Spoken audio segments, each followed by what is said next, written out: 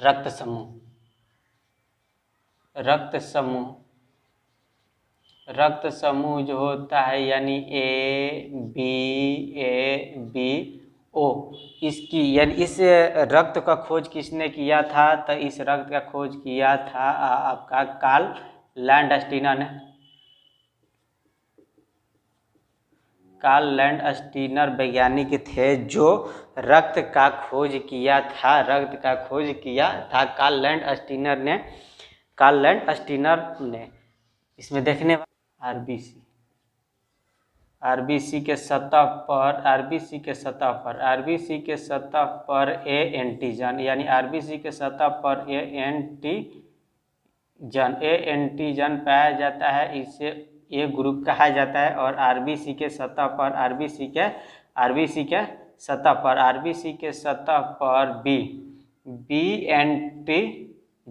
Antigen पाया जाता है, उसे बी ग्रुप कहा जाता है। यानी आरबीसी के सतह पर और आरबीसी के सतह पर पाया जाता है ए बी। आरबीसी के सतह पर पाया जाता है ए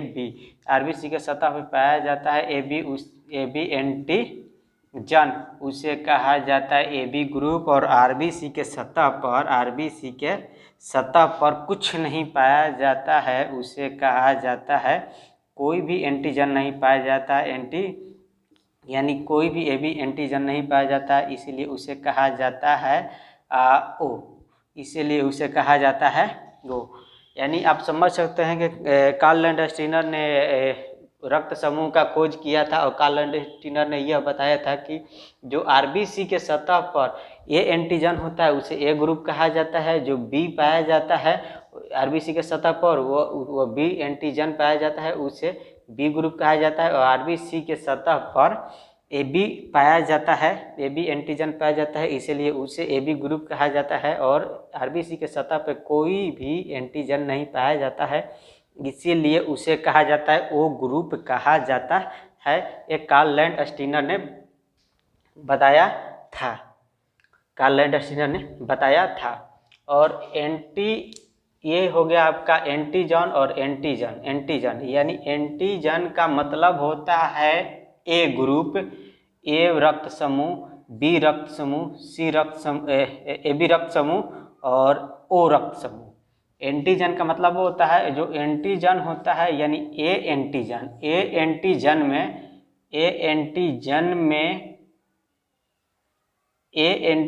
में बी वाला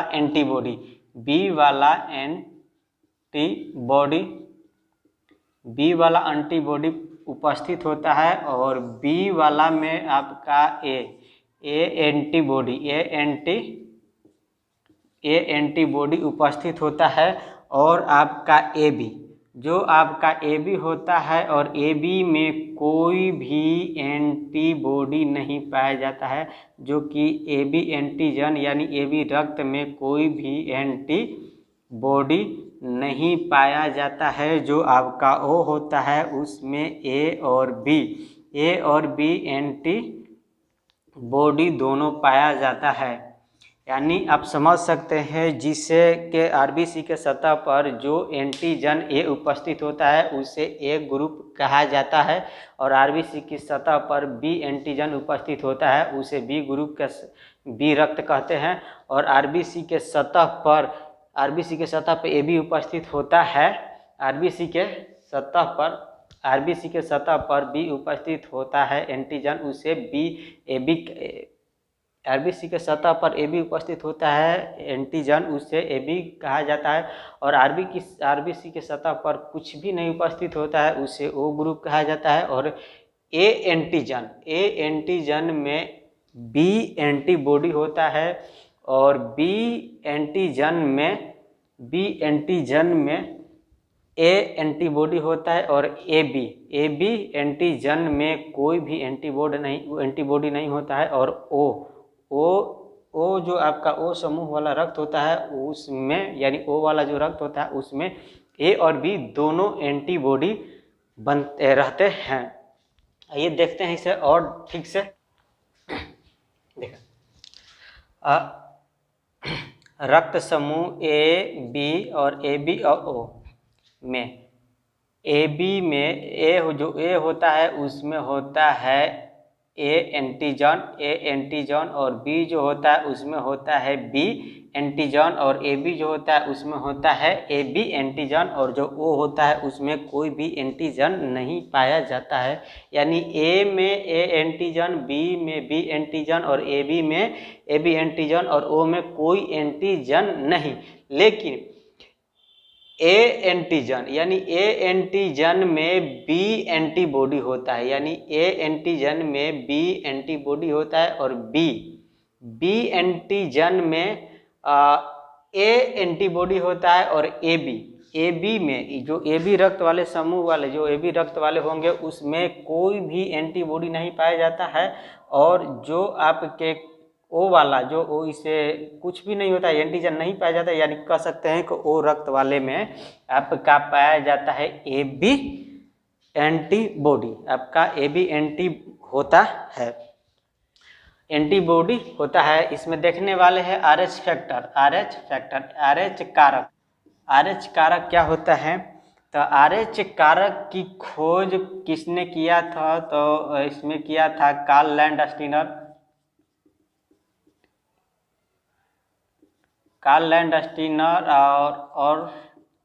और वीनर ने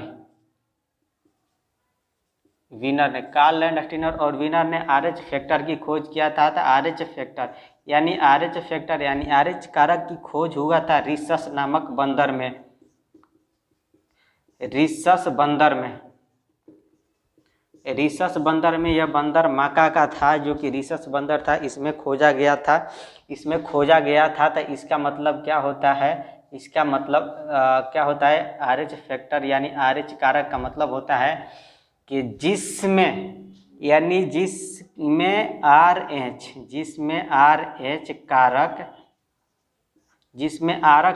एच कारक उपस्थित होता है वह होता है पॉजिटिव वाला। जिसमें आर एच कारक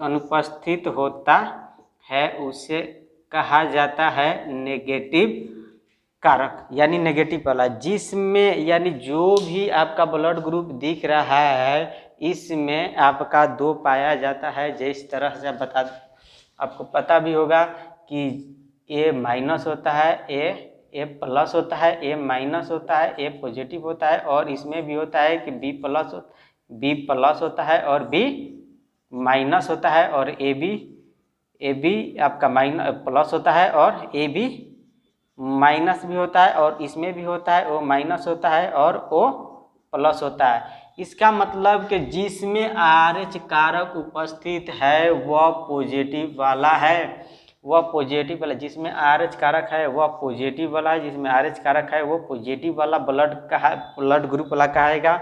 जिसमें आर एच कारक नहीं है वह नेगेटिव वाला पाया जाएगा, यानी नेगेटिव वाला होगा जिसमें आर एच कारक नहीं पाए जाते हैं। आर एच कारक भी ये भी होते हैं आरबीसी के बाहरी सतह पर पाए जाते हैं। आरबीसी हो गया, आरबीसी के सतह, आरबीसी के बाहर ये पाए जाते हैं। और जो एंटीबॉडी भी होता है वो भी आपका बाहर ही पाया जाता है, जो कि एंटीबॉडी का निर्माण कौन करता है? तो प्लाज्मा। एंटीबॉडी का जो निर्माण करता है प्लाज्मा। और एंटीबॉडी क्या होती है? एंटीबॉडी हमारे रोगों से लड़ने में मदद करती है। यानी हमारे अंदर जब भी कोई जीवाणु अंदर जाता है, कोई जीवाणु, मान लीजिए कोई अगर जीवाणु हमारे शरीर के अंदर जा रहा है तो पहले तो शरीर समझेगा कि ये क्या चीज़ है, ये हमारे शरीर को ज़्यादा नुकसान पहुंचाने वाला है। यानी एक तरह से वो समझेगा शरीर के यह लगता है एक आतंकवादी है, घुसपैठिए है, इसे ख़त्म करने के लिए हथियार बनाएगा। इसे हथियार बनाने के लिए थाइलमस ग्रंथि के पास जाएगा और आदेश जारी करेगा, क्या इसका कोई उड़ाने वाला बन सकता है? यानी इस आतंकवादी को उड़ाने वाला कोई बम बन सकता है? तो थाइलमस ग्रंथि बोलेगा हाँ बन सकता है, पर कुछ समय लगेगा। तो जो थाइलमस ग्रंथि होता है वो 2 या 3 दिन या 5 दिन के अंदर वो इस जीवाणु का एंटीबॉडी बना देता है और उस जीवाणु पर हमला करता है, उस जीवाणु पर हमला कर देता है। वो जीवाणु तो मर जाएगा, वो वायरस मर जाएगा, लेकिन यह जिंदगी भर के लिए स्टोर रहेगा। जब वही जीवाणु को वो भविष्य में दोबारा आएगा तो दिमाग यानी मस्तिष्क के पास सिग्नल जाएगा कि कोई आतंकवादी बाहर से आ गया है, क्या इसका कोई मारने वाला कोई उपाय है, कोई ऐसा कोई चीज़ है जो इसे ख़त्म कर दिया जाए। तो बोलेगा कि हाँ लगता तो वही है जो कि पहले आया था, उसी को फिर जीरोक्स करेगा और उसे उड़ा देगा, यानी उसे ख़त्म कर देगा उस जीवाणु को। जो भी आपका कोरोना वायरस में जो आपकी वायरस शरीर के अंदर चला जा रहा था, वह भी आपको बच्चों में ज़्यादा प्रभावित क्यों नहीं कर रहा था, क्योंकि जो बच्चे होते हैं, जो 12 साल से कम उम्र वाले जो बच्चे होते हैं, उनमें अधिक मात्रा में अधिक जल्दी एंटीबॉडी बन जाता है, क्योंकि थाइलमस ग्रंथि उनका ज़्यादा एक्टिव रहता है। आप देखे होंगे कि जो पोलियो का दवा लग रहा है, खसरा, रूबेला, ये सारे BCG का टीका लग रहा है, ये बचपन में ही क्यों लग रहा है, क्योंकि यह एंटीबॉडी ही बनाया जाता है। एंटीबॉडी उसी शर्त पर बन सकता है कि वो उसमें मृत जीवाणु उसके शरीर में डाला जाता है।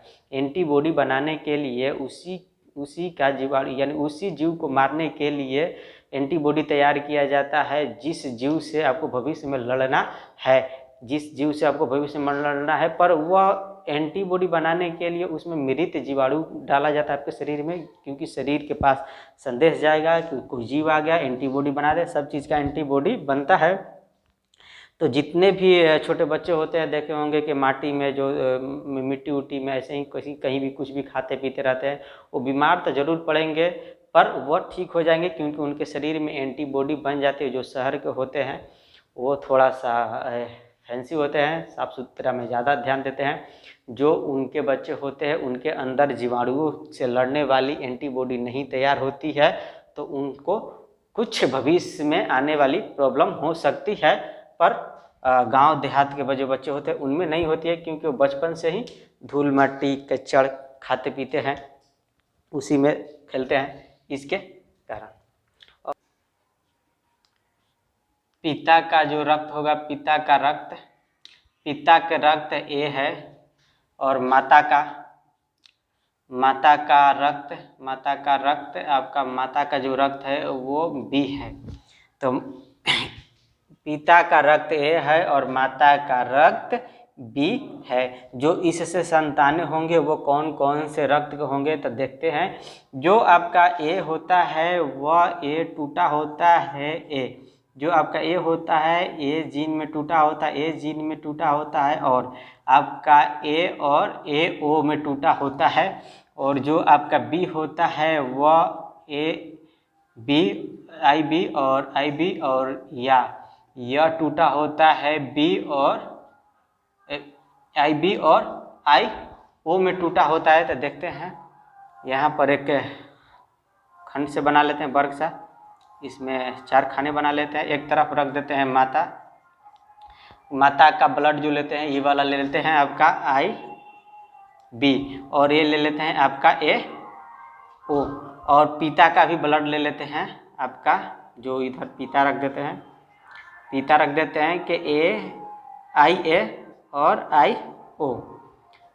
तो I वाला का करेंगे तो इसमें होता है कि जो I होगा आपका इस तरह से, यानी A और B मिल जाएगा, और इससे इसमें किए, फिर इससे इसमें करेंगे तो A और O मिला के A प्रभावी जीन होगा, और इस पर देखेंगे इसमें क्या होगा, तो ये आपका B होगा, यानी O और B मिला के B होगा। पर IO और IO ये दोनों मिलाकर क्या होंगे, तो O ग्रुप के होंगे। यानी आप इससे कह सकते हैं जो आपका माता पिता का ब्लड ग्रुप होगा, यानी माता पिता का AB अगर ग्रुप हो गया, किसी का A होगा किसी का B होगा, तो जो उसका पुत्र होगा, यानी जो उसका पुत्र होगा वो पुत्र हो सकता है AB ग्रुप वाला हो सकता है, A ग्रुप वाला हो सकता है, B ग्रुप वाला हो सकता है, और O ग्रुप वाला हो सकता है। तो आप कह सकते हैं कि कौन सा ऐसा 2 रक्त समूह है जो कि उससे बनने वाला जो पुत्र होंगे वह होंगे चारों रक्त समूह का, यानी ए और बी से बनने वाले रक्त समूह से जो बच्चे होंगे वह ए बी होंगे बी होंगे और ओ होंगे, ये चारों होंगे। और ये आपको बता सकते हैं, आपको बता दें कि यहाँ पर आपको एक और चीज़ देख लेते हैं। ए बी पॉजिटिव को सर्वग्राही कहा जाता है, सर्वग्राही कहा जाता है, यानी सभी से ब्लड लेने वाले को सर्वग्राही कहा जाता है और सभी को ब्लड देने वाले को सर्वदाता कहा जाता है, यानी सभी को जो ब्लड देता है, जो सभी को ब्लड देता है यानी देता है उसे दाता कहा जाता है, और सभी से जो ब्लड लेता है उसे ग्राही कहा जाता है। तो ए बी जो होता है यानी सभी से ब्लड ले सकता है ए बी पॉजिटिव। ये देखने वाले हैं आखिर क्यों ए बी पॉजिटिव जो होता है वो सभी से ब्लड ले सकता है और ओ नेगेटिव सभी को ब्लड दे सकता है। तो हमने पहले भी देखा है कि जो रक्त समूह होते हैं यानी रक्त समूह हमने पढ़ा है 4 ए बी और ए बी और ओ पढ़ा है। ए होता है रक्त समूह और रक्त समूह जो होता है एंटीजन, और जो आपका एंटीजन होता है ए में होता है ए एंटीजन, बी में होता है बी एंटीजन, ए बी में होता है ए बी एंटीजन और ओ में कोई एंटीजन नहीं होता है। लेकिन जो एंटीबॉडी होता है वो ए में होता है ए में होता है आपका बी, एंटीबॉडी जो होता है ए में होता है बी और बी में होता है ए और ए बी में कोई नहीं होता है और ओ में ए बी होता है। यानी जो आपका पाया जाता है जो ए रक्त ग्रुप के होते हैं उनमें बी एंटीजन होता है और बी जो होते हैं उनमें ए एंटीबॉडी होता है। जो ए रक्त समूह वाले होते हैं उनमें एंटीबॉडी बी होता है और बी रक्त समूह वाले जो होते हैं उनमें ए एंटीबॉडी होता है। और जो ए बी होते हैं ए बी रक्त समूह वाले उनमें कोई भी एंटीजन नहीं पाया जाता और जो ओ वाले होते हैं उनमें ए बी एंटीबॉडी पाया जाता है, ए बी एंटीबॉडी पाया जाता है। और आर एच फैक्टर का हम लोग क्यों होता है एंटीजन और एंटीबॉडी, एंटीजन ए और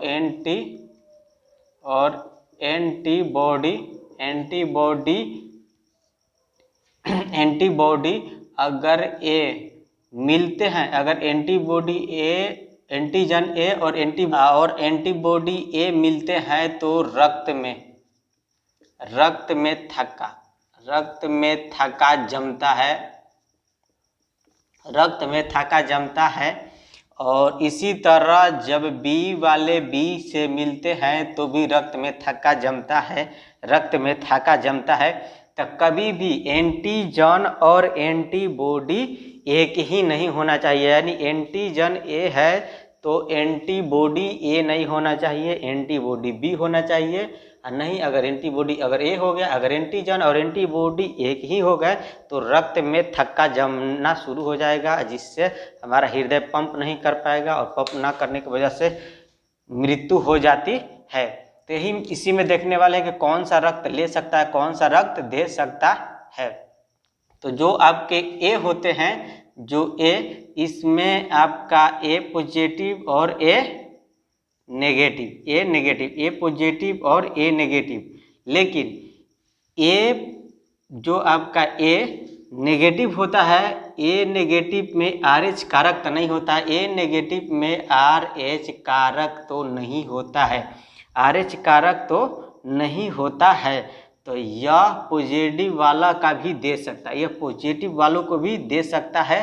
RH कारक का भी मतलब हुआ एक एंटीबॉडी ही है, जो कि इसमें एंटीबॉडी एक तरह से RH फैक्टर के मौजूद में नहीं है।